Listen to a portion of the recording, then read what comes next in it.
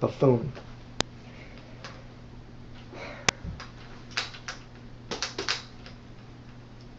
Since 1364, firearms have been used in combat service. However, how would I acquire one today? In my briefing, I'll be using the KISS method. Keep it simple, stupid, to explain that simple question.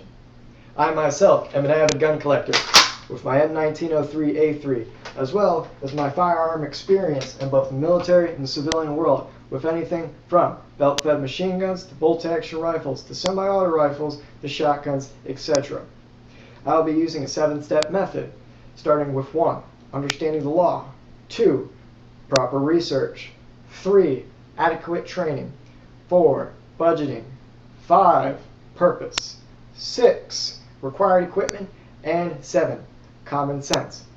Hopefully by the end of this briefing, you will understand how to lawfully and safely acquire, purchase, and collect antique firearms.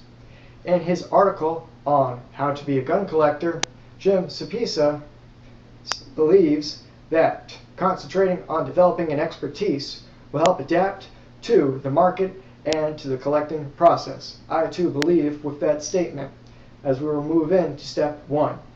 Understand the law.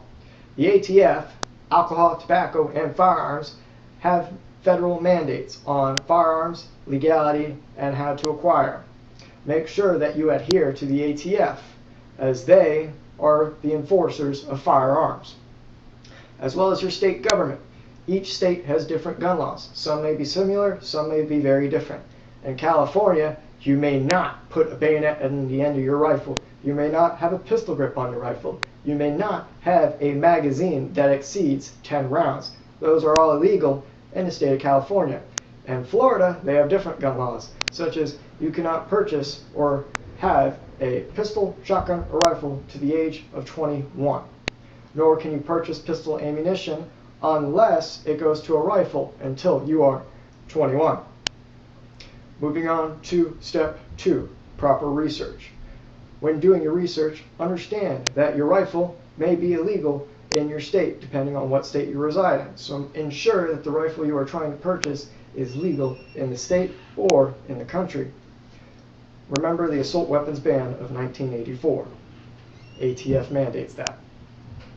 Also research the ammunition, the spare parts, what you might need to clean it, so that when it comes to the budgeting process, you understand how much money you will be spending on the rifle and everything that goes with the rifle.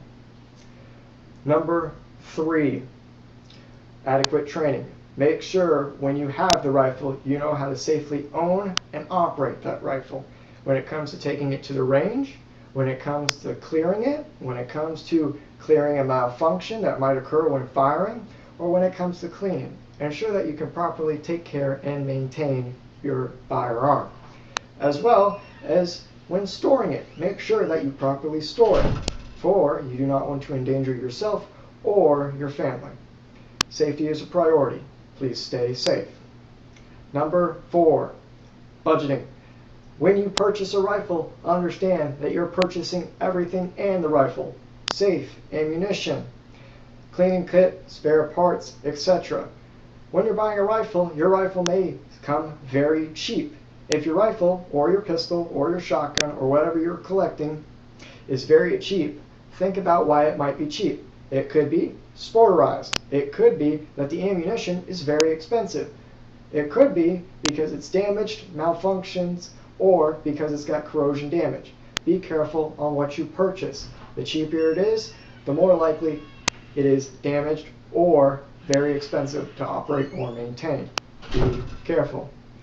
Number 5, purpose. Understand why you are collecting or what you are collecting and the historic or significant value to you. Do not just collect on a whim.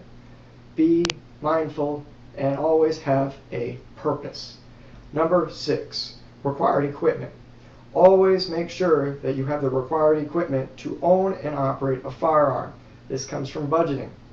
Make sure that you have a proper safe so that you can store and keep your weapons safe and inadvertently keep your family safe.